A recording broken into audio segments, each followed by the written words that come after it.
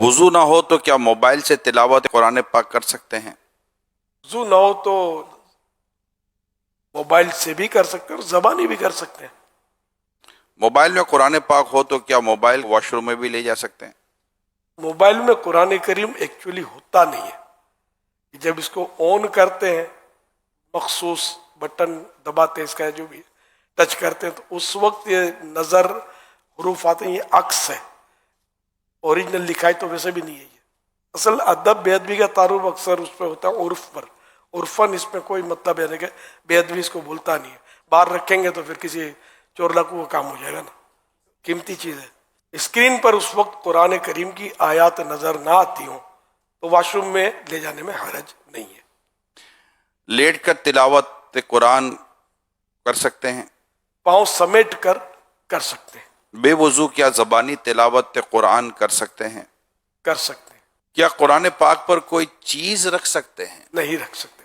کپڑے، یعنی یہاں تک کہ اگر قرآن کریم کسی باکس میں ہے اس کے اوپر بھی کپڑا نہیں رکھ سکتے. کسی کے ہاتھ سے اگر قرآن پاک چھوٹ جائے تو کیا کفارہ ہے؟ کوئی کفارہ نہیں ہے، کیونکہ جان بوجھ کر مسلمان ایسا کر نہیں سکتا. نعوذ باللہ کسی نے حقارت کے ساتھ قرآن شریف زمین پر دے مارا وہ تو کافر ہو جائے گا.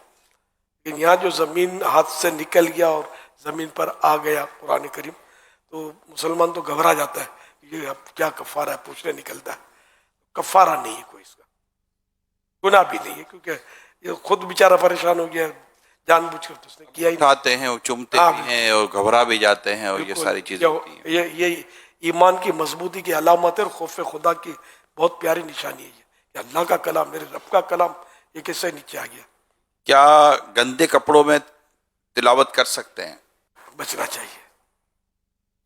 ایک شخص کو کتنا قرآن پاک یاد ہونا ضروری ہے؟ جتنا نماز میں فرض ہے پڑھنا اتنا یاد ہونا فرض، جتنا نماز میں پڑھنا واجب ہے اتنا واجب.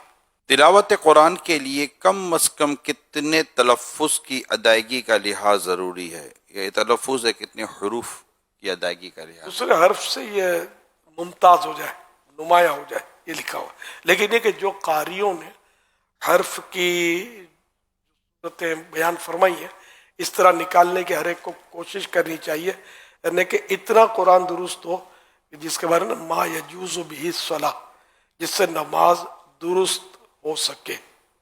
یہ ہر ایک پر یہ لازم ہے، اتنا درست ہو.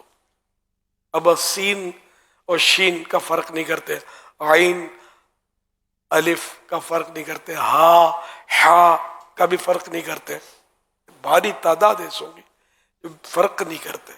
اعلیٰ حضرت امام احمد اللہ خان رحمۃ اللہ علیہ فرماتے ہیں اتنی تجوید سیکھنا کہ ہر حرف دوسرے حرف سے صحیح ممتاز ہو فرض عین ہے، بغیر اس کے نماز قطعاً باطل ہے.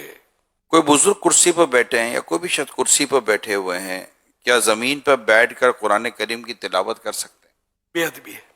اگر کوئی قریبی کرسی پر بیٹھا ہوا ہے، کوئی زمین پر بیٹھے تلاوت کر رہا ہے، تو اب اگر کرسی پر بیٹھنے والا بیچارہ اپنی مجبوری سے بیٹھا ہے تو تلاوت کرنے والے کو چاہیے کہ کوئی اور جگہ چلا جائے، ہاں فاصلہ کر لے. مساجد میں اس وقت کرسیوں پر بیٹھنے کی کیونکہ تعداد بڑھ رہی ہے تو لوگ کرسی پر بیٹھ کر، جس کو نیچے بیٹھ کر نماز جو نہیں پڑھتے، جو کرسی پر بیٹھ کر نماز پڑھتے ہیں، تو یہ عموماً قرآن کریم بھی کرسی پر بیٹھ کر ہی پڑھ رہے ہوتے ہیں.